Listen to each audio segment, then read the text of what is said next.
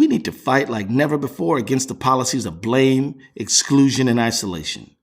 Divisive politics hurt us all and slow us down on the road to progress. Elise Hoke had something to say about this.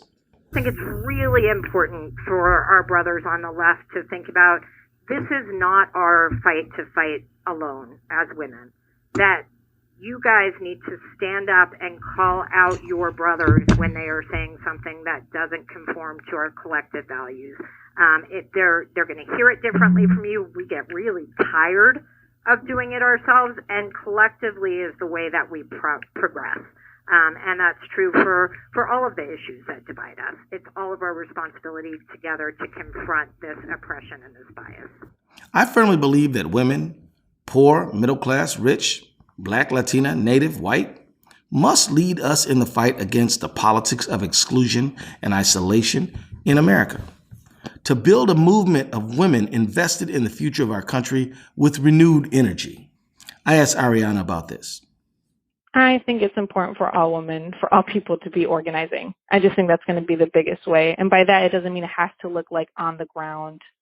Organizing can look like all kinds of things. Organizing your work community, connecting with your elected officials, your book club. I have tons of friends now that are like using their book clubs as their base to like call their legislator. Like I'm just seeing all kinds of stuff happen right now. And I want to continue encouraging it. This election made clear that America is not a post-sexist society, even though we wish that it was. Nope. In America today, sexism is quite alive and well, unfortunately. Sure, women have seen huge gains in employment and education and economic autonomy since the 60s, but the reality is that 2/3 of all the people working for minimum wage today are women. And whether they're in low-wage jobs or sitting in a corporate boardroom, women are still paid less than their male co-workers. I asked Ariana and Elise what a truly feminist society would look like.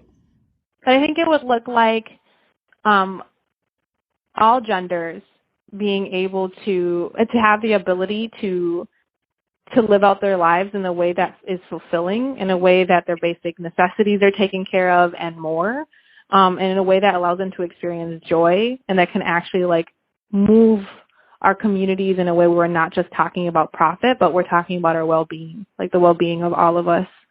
Sounds so idealistic, but I think like to me, that's what feminism means, right? And that we're like acknowledging all the intersection in our differences when we say women, because that's varied in class and race and sexual orientation and what kind of, how you even identify as a woman and so forth. I think it's like using those differences in a way that not erasing them and saying equality, but like acknowledging them and figuring out what it means for each person to have what they need to succeed. You know, I think the future is in part females, for sure. I think the future is recognizing that the people have a real role to play in leadership, and that elected leaders across the board need to listen and keep their fingers on the pulse of where their constituents are, that we're not waiting to have things handed to us, that we are going to be out there demanding, you know, real change, structural change in the streets. And, you know, you're speaking of bright lights, 14,000 women have filed to run for office since the election at the state and federal level, and that's what the future looks like. You may ask how you as an individual can make a difference. You can. You must, actually. There are people and organizations who've been fighting for you and your family for decades. Find the grassroots group that resonates with you. You know, the one that you just sort of click with. If you can't find one, start one.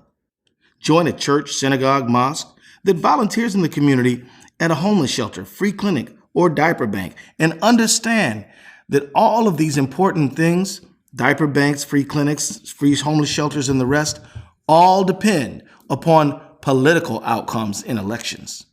Understand that you not only have to be an activist, you have to be a voting citizen who's willing to vote your values. How do we get there? What should the movement look like? What would its vision be?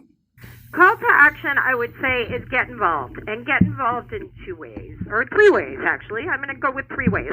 1, support a woman running for office, wherever you are, be it at the local level, the state level. Get involved in her race go there, ask how you can actually be helpful. 2, get involved with one of the groups that's really under fire right now. Do what you can.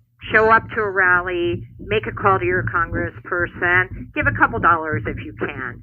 And 3, all of the groups that you're involved with now, ask them to integrate a more substantive gender lens into their work, right? And we do the same with race lens, right? We are the movement that actually believes that our strength is our diversity.